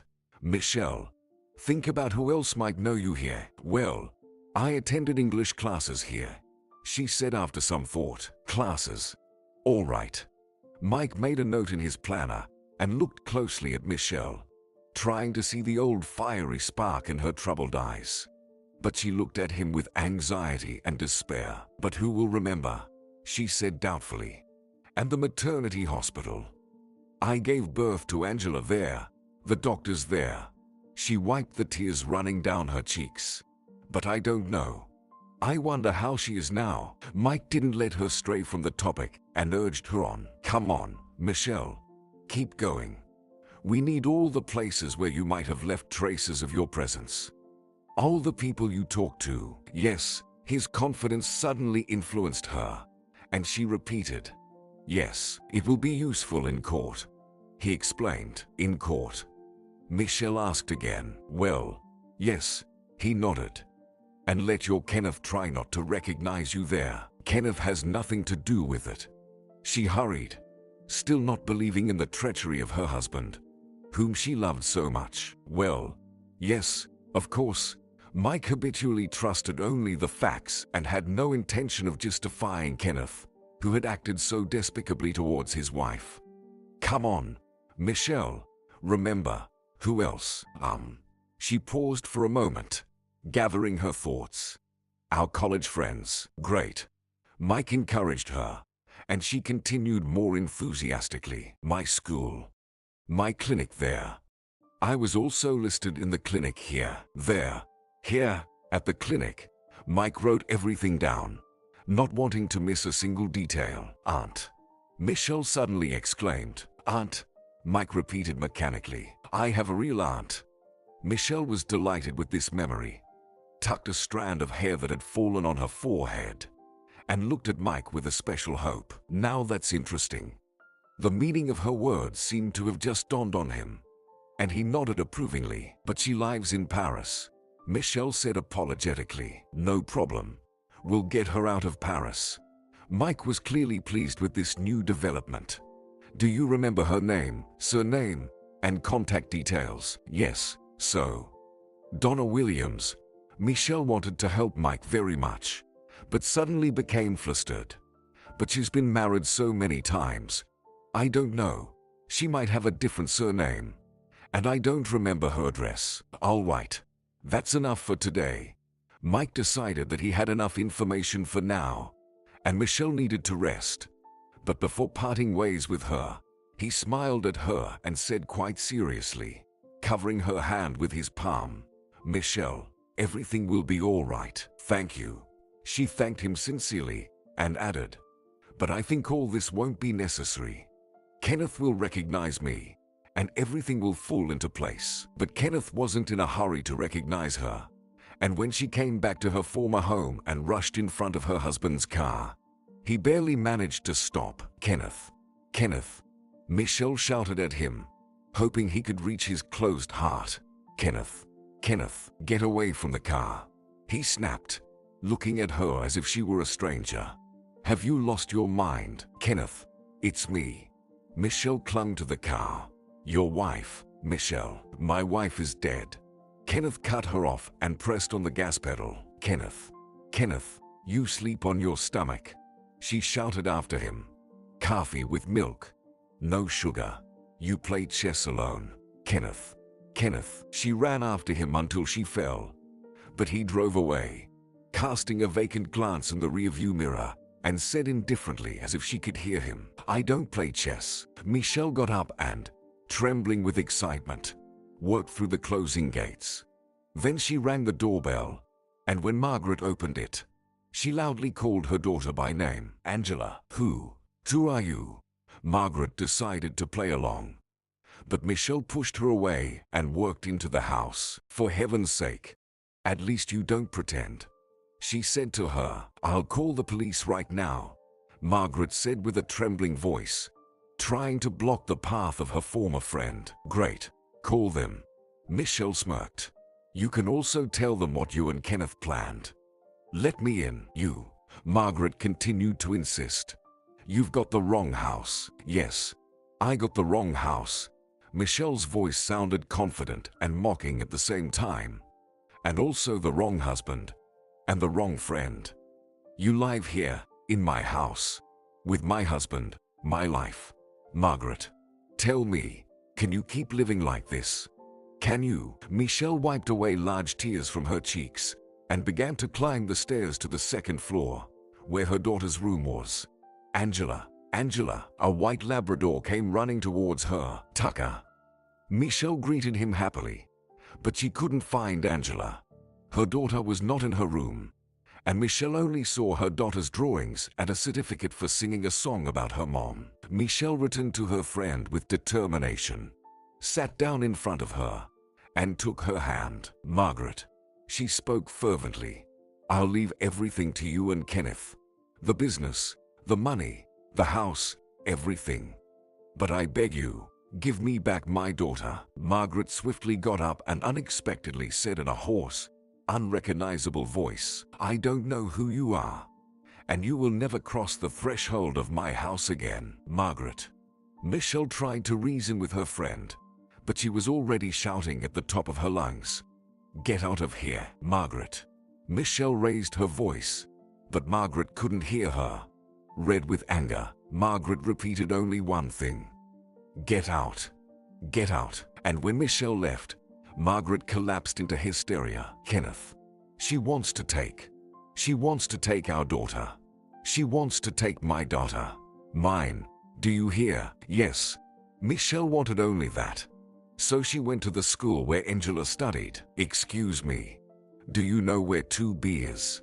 she asked the boys standing on the steps and chatting about something. "Second graders over there," they eagerly pointed out. "Thank you." Michelle nodded and headed in the direction the boys had shown her. There were many girls in the schoolyard, and she couldn't guess which one was Angela. But Angela, turning around by chance, recognized her and ran up to her, leaving her friends behind. "Fairy. I knew it. I knew that Mom and Dad were lying to me. Where were you? Did anything bad happen to you? I still have your magic mirror. Do you still need it?" Before Michelle could say anything to her daughter, the teacher called her, gathering the children to take them to class. "Angela, Angela. The girl quickly turned at her voice and looked back at Michelle. Please, don't leave again. Wait for me over there in the park, where Mom and I ate ice cream. I'll come after classes, when the big hand is on 12 and the little one is here, on the 3. Bye. Hot tears streamed down the unhappy woman's cheeks as her daughter disappeared through the school doors. Angela was so beautiful, so sweet, and she looked so much like her. Like Michelle, her mother. Feeling weak in the knees, Michelle went to the spot where Angela promised to meet her and began to wait, anticipating when that annoying little hand would finally reach the coveted 3. Meanwhile, Margaret continued to struggle in hysteria, and when Kenneth returned home and tried to lift her from the chair to take her to the bedroom and tuck her into bed, she screamed at him, "Don't touch me. Come on, get up." Kenneth surprisingly remained patient. "Quiet, quiet, quiet. Don't touch me," I said. Margaret struggled out of his grasp. "Come on, come on, get up." Kenneth struggled with the crying woman. "I won't give Angela to her. Do you hear? Never give her my Angela. Never. She'll have more children. She'll have girls. And I'll never have anything because of her. Because of you. Because of you." To sober her up a bit, Kenneth waved his hand, and a red mark appeared on Margaret's cheek. It startled her a little, and she spoke in a different tone, softly and calmly. "Kenneth, I'm begging you, give her everything. The house, the money, everything. Just don't take Angela away from me, Angela. Please, we won't give anything to anyone," Kenneth whispered in Margaret's ear, holding her tightly. "Please," Margaret repeated. "Let's go. Let's go. Let's go. Let's go." Finally, he managed to lead her to the bedroom and somehow calm her down. He didn't know that Michelle, at that very moment, was hugging their daughter, repeating her precious name. "Angela, I've been thinking about you all day," the girl told her fairy. "Ah."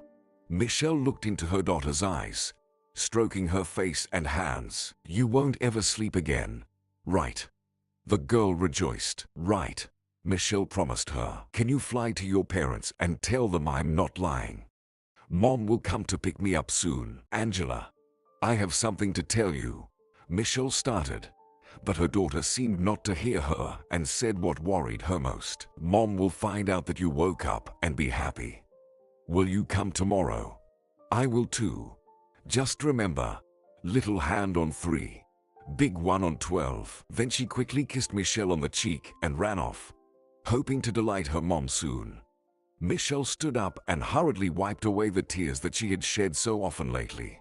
She already knew she would do everything for this Angela to call her mom, because that was truly how she felt. When she got home, she saw Mike sitting next to Jason. "Well," he was saying to the old man as he tossed logs into the stove, "with such a story, it's unlikely they'll take you as a witness. And what about the investigations?" Before Jason could answer, she entered the room and collapsed weakly onto the bed. "Michelle, what's wrong with you?" Mike was concerned. "Are you feeling okay?" "Fine," she replied. "Just had a bit of a tough day. Headache." "Michelle, I have good news," Mike smiled. "The court date to overturn the decision declaring you dead is set for the 15th. And tomorrow we're meeting with my friend, a journalist. He'll write an article about you. We'll post your photo on all internet platforms asking anyone who knows you to come forward." But instead of being joyful, Michelle lowered her gaze. "She calls her mom," she said softly, covering her face with her hand. The men fell silent. They simply didn't know what to say to that. Kenneth went to pick up his daughter from school himself and tried his best to appear calm and even cheerful. He smiled when Angela asked him, "Where's Mom?" Mom's sleeping. She's not feeling well," he explained, then asked his daughter a question too. "Sweetheart, who's the woman the teacher told me about? The one you were talking to near the stadium?" "I won't tell," Angela stubbornly replied. "You won't believe anyway." "Why wouldn't I believe?" "I'll believe." "Was it a fairy?" Kenneth kept smiling, but there was something in his eyes that made the girl fib. "Dad, what are you talking about?" She shrugged. Fairies don't exist. I want to go to Mom. Yes, yes. Go on, go on. He quickly let her go. Only now did he notice an envelope with a seal on the coffee table. Summons, Kenneth whispered, thinking about Michelle with disgust. She decided to sue. The logs crackled peacefully in the stove, and Michelle, enjoying its fragrant and almost alive warmth, listened calmly to Mike, who for some reason decided to reminisce about their college days. And you, as always, stood on the sidelines in that green dress, he said. Do you remember the color of my graduation dress? She asked, surprised. Of course, he smirked. Only your eyes were green. And there was also a butterfly in your hair, right here. He touched her hair. But Michelle wasn't inclined to continue that conversation. She's so grown up now, she said, thinking of her daughter. She sets her own schedule. Michelle. Mike was a bit disappointed, though he understood her feelings. I saw her for the last time when she was just a little one. Missed so much. Michelle remarked bitterly. Michelle, I'll get your daughter back. I promise. Mike succumbed to the charm of the woman sitting next to him, and she felt it. Sorry. I understand you're trying to distract me. She sadly smiled. Just, she's there, and I can't do anything. Yes, you're here, and for now, you can't change anything. So maybe just stay here, with me. By the way, you never danced with me at the prom. You know how your refusal hit my self-esteem. He joked. I can imagine. Oh, I can imagine. Michelle smiled. Indeed, the first guy in college, and then getting turned down. Can't imagine. Oh, I can't imagine. Mike got up, approached the old radio, and tried to find a music station. And when he finally succeeded, he went up to Michelle and reached out to her. Oh well, don't refuse now. He lightly touched her lips, and Michelle didn't push him away. On the contrary, she responded to the kiss and wrapped her arms around his neck. What about Jason? He asked quietly. Jason's on duty until night, she replied, closing her eyes and surrendering to long-forgotten sensations. But suddenly, Mike recoiled from her, noticing flashes of rapidly spreading fire in the flames. Someone had set fire to the old man's house after propping open the front door from outside. Neighbors rushed to the fire. Faster, people. They hurried. Where's Jason? We're here, Mike shouted to them, lifting the unconscious Michelle into his arms. Take Michelle. Take Michelle. And the crowd fretted, pouring buckets of water on the raging flames. Quickly. Come on. Quick. Got it. Careful. Careful. Watch your feet. Put it out. Jason returned home when everything was already over. Sitting in the neighbor's room, who sheltered the fire victims, he hung his head in despair. Everything burned down. The equipment, the medicines, nothing's left. What do we do now? I don't know. How to live? And where to live? He lamented. Jason, come on. What are you saying? We're not going to kick you out. Kathy, Melissa's mom, reassured him. All my records burned. Years of experiments. The old man was deeply saddened. The fire wasn't an accident, Mike said. I saw. Melissa began. But her mother, knowing her daughter's wild fantasies, cut her off. Melissa, let the adults talk. The door was locked from the outside. Mike continued, ignoring the girl's words. But she, as always, was resolute. Okay, but I saw a man with a canister. Who did you see? Mike leaned toward her. In Jason's garden. He was running toward the road. The girl explained. And what were you doing in Jason's garden? Her mother exclaimed, throwing her hands up. I wasn't spying. Honestly. Melissa began to defend herself. No. No. This can't be. Jason couldn't believe that someone could do this intentionally. Who would want to set fire to my house? Larry, my son. He's incapable of that. The old man was deeply upset, and Mike hurried to reassure him. I know who's capable. The next day, An article appeared in the local newspaper, and Kenneth read it. The story has become even more convoluted. The fire only confirms that someone is very interested in Michelle Williams reclaiming her former life. In any case, we'll have to wait for the trial. Soon, all the dots will be connected in this story. After finishing, Kenneth threw the newspaper on the table, and Margaret, who was sitting right there, raised her eyes to him. "Kenneth, why did you do this?" "I didn't set the house on fire," he said calmly. "Kenneth, stop it," Margaret insisted. "You weren't home that day. I was meeting with the Germans. You know perfectly well," he told her as if she were a child. "Fine, fine. Do as you please." She got up and approached him, grabbing the newspaper and showing him the article. "Another scandal from the afterlife. But I don't want to see any more of this. And I don't want to hear anything about Michelle. I'm saving our family again." Kenneth shouted at her. "And you're not involved. You're doing well. And I didn't set the house on fire." Margaret heard his words but didn't return to the office. She went up to Angela's room and sat down next to her on the chair. "Sweetheart, how are you?" "Mom, I'm bored," she complained. "Can I please go to school tomorrow?" "My dear girl, I've already explained to you." Margaret wanted to be convincing. "You'll stay home until your father and I find a new school." "A new one?" "But all my friends are there." Angela was genuinely upset by her parents' decision. "My sunshine, in the new school, there will be new friends." Margaret smiled and, to distract the girl, offered, "Do you want me to help you with this?" "Which one?" "This one." Angela showed her the task, and Margaret began to read. In the first box, there were 7 kilograms of potatoes, and in the second one, there were 3 kilograms more. How many kilograms of potatoes were in the second box? But Angela decided to talk to her about something else right now. "Mom, what's wrong? Dad's angry. And you're crying all the time. Did I do something wrong?" "No, darling." Margaret's eyes filled with tears. "No. No way. You're not to blame for anything here. I can ask the fairy to fix everything," Angela promised. "She can grant wishes now, and I can ask her." "What? Wait. Fairy?" Margaret became flustered. "You saw her. Just don't tell Dad," the girl pleaded. "She's real, alive, and she was waiting for me in the park." "Listen to me, Angela. There's no fairy," Margaret said hurriedly. "You are just like Dad."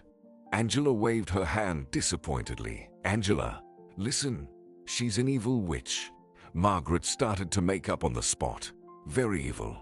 She disguised herself as a fairy to deceive you and to steal. Promise me that you'll never, hear me, never, ever go near her, and especially never talk to her. Okay?" She hugged the girl tightly, while Michelle waited in vain for her daughter, sitting on a bench in the park opposite the school. She waited for a long time, a very long time. But Angela never came. Trying to appear calm, Kenneth waved his hand to the unexpected visitor who came to his office. "Come in, Mike. Come in. Have a seat." "Thanks. I'll stand." He stood up, crossing his arms over his chest. Kenneth didn't argue and just smirked. "But I'm afraid you're mistaken. I have nothing to do with rescheduling the court date." "Really?" Mike didn't believe him. "I'll tell you a secret," Kenneth continued. "It's in my best interest for this nightmare to end as soon as possible. I've checked up on you. You're a good lawyer, honest." "Thank you." Mike didn't fall for flattery, but still couldn't understand Kenneth's angle and smiled when he asked, "So, why are you representing fraudsters this time?" "Listen, who are you trying to deceive? Me or yourself? I've known Michelle since college." "I see." Kenneth decided to end the conversation. "But I'm afraid you'll lose this case, dear lawyer." "Listen, you can bribe anyone," Mike warned him, "and postpone the court date indefinitely. The law is on our side. The law is on the side of those with money and connections. You're a grown man. It's time to understand such things," Kenneth remarked. "And now, Please leave my office. Fine. See you in court. In a month, Michelle kept coming back to the same park where she had met Angela after their long separation. No one has been waiting for anyone for a long time. Like you, said an unfamiliar old man walking his little dog there. Every day at the same time. I'm even curious myself whether he'll come or not. Do you love him so much? What could Michelle say to him? How could she explain the situation she found herself in? And is any man worthy of such love as her little daughters? Michelle silently looked at her watch and left, planning to return here again tomorrow. But one day, as Michelle sat again on the same bench next to the gray-haired old man, Angela, unable to bear her confinement any longer, simply ran away from home, leaving a note for Margaret not to worry. If he's late, I'll tell him, promised Michelle to her new acquaintance. But at that moment, Angela, spreading her arms, ran up to her. Fairy. Michelle covered her with kisses. Angela, shall we go? Shall we go? And the old man, still not understanding anything, just shook his head, watching them go. Margaret, unaware of her daughter's action, finished her glass and then, swaying, left the room. Angela, sweetie, are you hungry for lunch? Suddenly, she caught sight of a note with beautiful, school-like handwriting. Mom, I'll be back. Oh my God, exclaimed Margaret, picking up the phone and dialing Kenneth's number. Oops. Kenneth. Angela ran away. Meanwhile, Michelle and Angela, holding hands, worked and talked, as they had so much to say to each other. You're not really a witch, are you? Angela asked. Really? Mom thinks so. If you don't have wings, then you are not a fairy. I'll be a fairy for you. If you want, promised Michelle. And how many wishes can I make to you? The little girl inquired. As many as you need, so make as many as you want, smiled Michelle. Well, exclaimed Angela excitedly, then I want Mom to stop crying and not take her medicine, and Dad not to yell, and for me to be allowed out of the house, and to have a little parrot. Can I, Angela? Michelle sat down in front of her daughter, looking into her eyes. Are you not allowed out of the house? Yes, and Mom wants to take me somewhere, the girl confessed. But I don't want to go. Angela, will you come with me? Michelle decided to take her away right now, as there might not be another chance. Where? To a magical land. Angela rejoiced. Kenneth, furious, yelled at Margaret, gripping the steering wheel with both hands. You're just like your mother. Our daughter is roaming the city, and you don't know where she is. They had been driving around the city for half an hour, but there was no sign of the girls. Suddenly, Margaret exclaimed, Stop. Stop, stop, stop, stop. Right here. Yes, stop here. Margaret saw Michelle and Angela, with the latter asking her fairy, why can't we take Mom with us? She'll cry without me. Do you love your mom so much? Michelle didn't want to break her daughter's heart, very, very much. And she loves me, Angela said trustingly. Okay. Michelle was willing to make this sacrifice for her daughter. Let's go. I'll take you to your mom. But before they could move, Margaret and Kenneth rushed towards them. This is your final warning. Don't you dare. Do you hear me? Don't you dare come near my daughter. Kenneth was ready to tear his ex-wife apart, but suddenly pushed her away and walked off, taking Margaret and Angela with him. Fairy, shouted the girl. But Michelle remained standing in place. She had no more strength for this fight. She returned home and saw her aunt standing amidst the ruins, watching as the men, led by Jason, dismantled the chopboards. Donna, exclaimed Michelle. Michelle. Her aunt quickly turned around and enveloped her in her arms. Sweetie, you're alive. Oh my God, you're here. How? Michelle rejoiced. We searched for you everywhere, by address, by name. I have a different name and a different address now, Donna explained. But that doesn't matter now. I saw your photo on the internet and the article, and there were Mike's coordinates, and here you were. 3 hours later, Mike approached them. Yes, She confirmed with a laugh. How's that for a surprise? Mike asked Michelle. Thank you. She thanked him. Now, with Donna's help, we're going to exhume the buried body before the trial, and you'll be declared missing. In other words, alive. Mike informed her. Excuse me. Still shaken by the scene with her daughter, Margaret stepped aside. The aunt hurried after her. Hard times. Margaret is a character. And Kenneth, well, he's a manual. What can you expect? But they're not worth your tears. I don't give a damn about them. Michelle waved her hand. Let them live with Margaret as long as they want. I'm afraid of losing Angela. You won't lose her. The trial is on Friday and Donna began. But Michelle interrupted her. I've already lost her. Michelle confessed. She loves Margaret, calls her mom. And whatever the court decides, I won't be able to tell Angela the truth. It will break her heart. You'll break her heart if you stay silent. The aunt retorted. Isn't Angela worthy of knowing who her mother is? She's a smart girl. She'll understand everything. And Margaret won't love her any less because of it. So, you are going to go now. Wash your face. Wipe away all those tears. And get ready to fight for your daughter. Donna had always been like this. Sharp and determined. But Michelle exclaimed, surprised that she didn't want to understand her. Are you even listening to me? I won't fight for my daughter. I won't go to court. I won't go anywhere at all. Michelle went to court.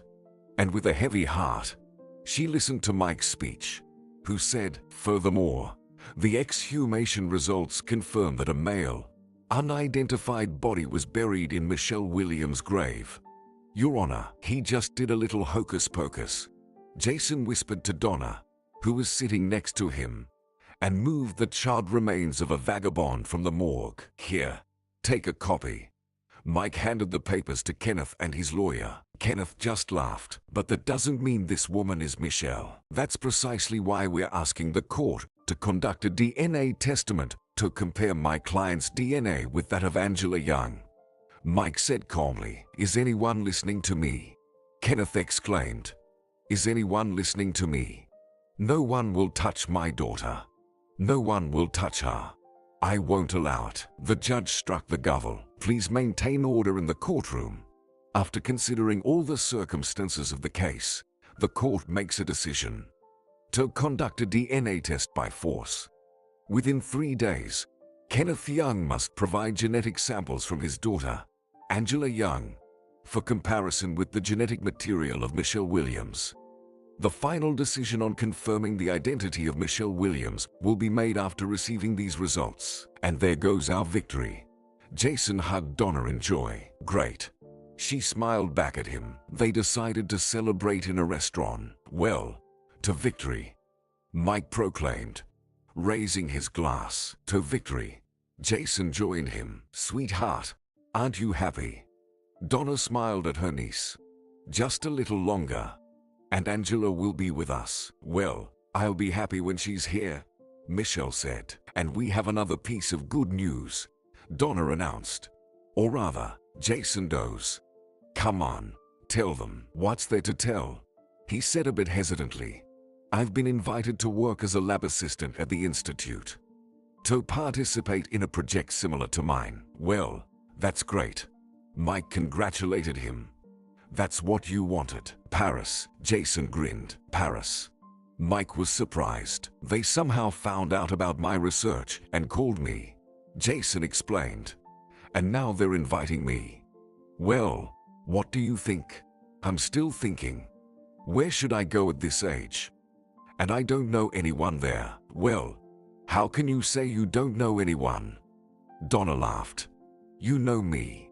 And I've already told you, my house hasn't seen male hands for a long time. Really? Jason inquired. Yes.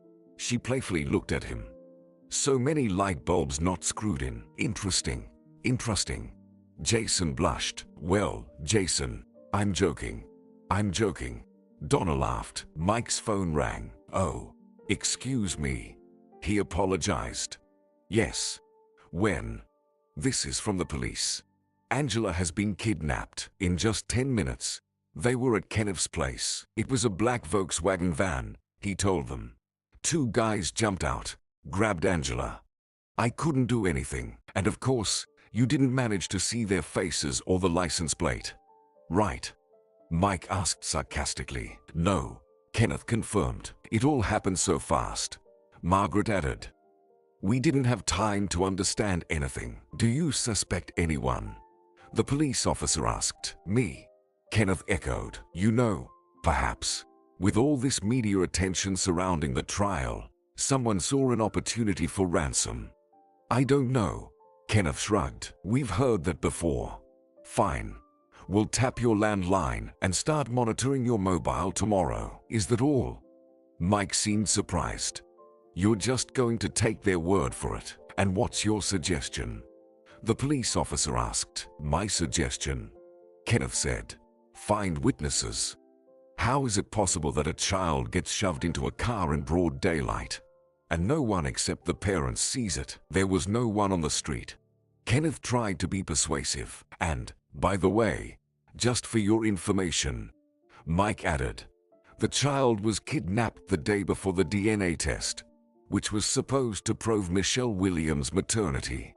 Quite a coincidence, don't you think? What are you implying? Kenneth snapped. I'm not implying anything. I'm telling you straight. You staged the kidnapping. Are you out of your mind? That's my daughter. Kenneth lunged at Mike. I don't give a damn about your daughter, Mike exclaimed. Another second, and a fight would have broken out. But the police officers intervened, separating the angry men. Break it up. Stop it. That's enough. Despite Mike's persuasiveness, Donna didn't believe him. Kenneth is certainly a scumbag, she said. But even for him, this is too much. I've never seen him so broken. Broken? Mike smirked. Well, of course, why wouldn't he be broken? Ha! He's about to lose the case and everything he has. Some people can be so despicable. Ha! Kathy exclaimed. She looked at her daughter, Melissa, stealing children from their own families for money. Michelle listened to everyone, then went outside and found a payphone.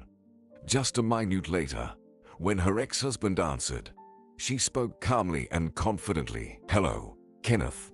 Kenneth, it's me. Do you have Angela? Kenneth, the court will still return my name and my property to me, even if it doesn't acknowledge my maternity. But I don't want anything, Kenneth. I'll leave everything to you. I'll withdraw my statement from the court. I'll disappear from your life forever. I agree, he replied. But I'm asking you, Kenneth, please return Angela to me. Michelle pleaded. In an hour, at the bridge, he said after a short pause. The same one where I proposed to you, remember? Let everything end where it began. Will you give her Angela? Margaret asked. He didn't answer her. Margaret walked into the room where the nanny was with the little girl. SHH. SHH. The nanny requested. She didn't eat anything. She was being fussy. Barely got her to sleep. Kept calling for her mom. Thank you. Good night. Margaret thanked her and closed the door behind her. Mom. Angela woke up instantly. Are you here to take me home? No, honey. I can't take you home, Margaret said sadly. Why not, Mom? The girl didn't understand. Because I'm not. Margaret cut herself off mid-sentence. Your dad and I have already explained everything to you. You'll stay here for a little while, and then we'll all leave together. Okay. The girl agreed. Go to sleep, Margaret requested. Mom, tell me a fairy tale about a fairy, Angela asked. Come here. Margaret lay down next to her. This time I'll tell you the truth. Not a fairy tale. You'll grow up soon, and you might not forgive me anyway. But I love you very much. I'm not your real mom. I don't like this fairy tale, Mom, Angela confessed. Your real mom is a fairy. She was sick for a long time. That's why I was here instead. Now she's better, Margaret said through tears. Does that mean I have 2 moms?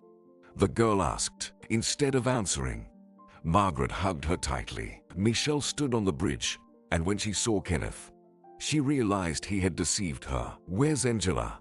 she asked. "You'll get your daughter only after I get guarantees," he declared. "Then let's continue in court." Michelle snapped. "There won't be any court," he said, pressing a gun against her chest. "Jump off the bridge." Meanwhile, Margaret put Angela to sleep, then dialed Mike's number and whispered softly, "Mike, Michelle's in danger." And Michelle, at that moment, was talking to Kenneth. "You can shoot. I won't help you. I'll shoot. Don't doubt it," he threatened. "I'll shoot since you didn't die in the fire." "So you set the house on fire," she guessed. "And the car accident, that was you too, right?" She suddenly remembered catching him, Kenneth, with Margaret in the midst of their passionate affair. Margaret noticed her first. "Kenneth. Kenneth, what?" He instantly understood and chased after his wife, and Michelle was already speeding down the highway in the car, yelling into the phone, "I don't want to hear anything.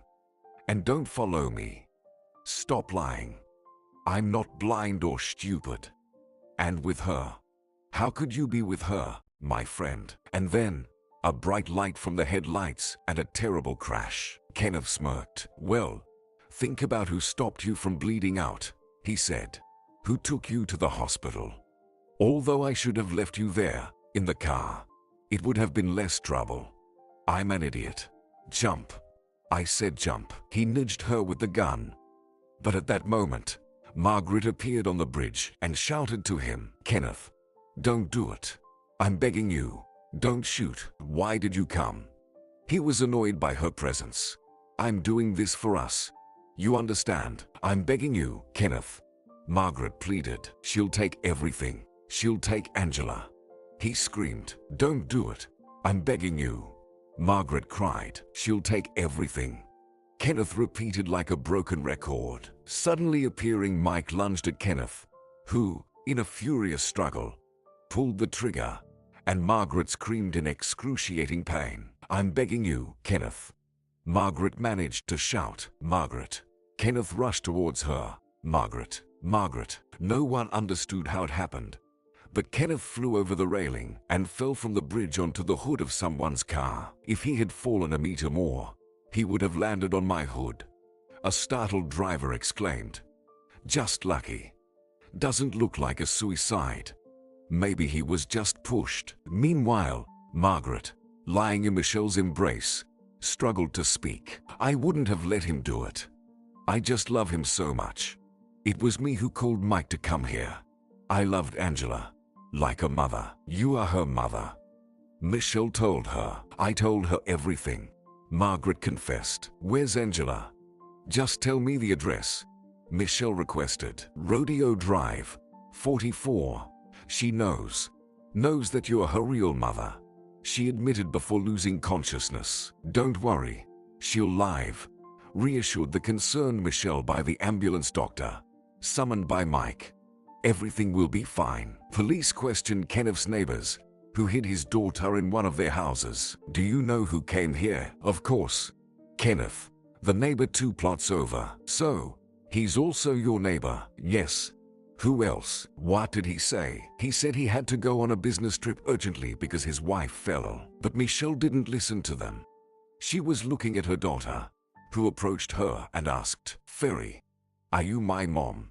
"Where's Margaret?" "My mom. We're going to her now." "Want to come?" smiled Michelle,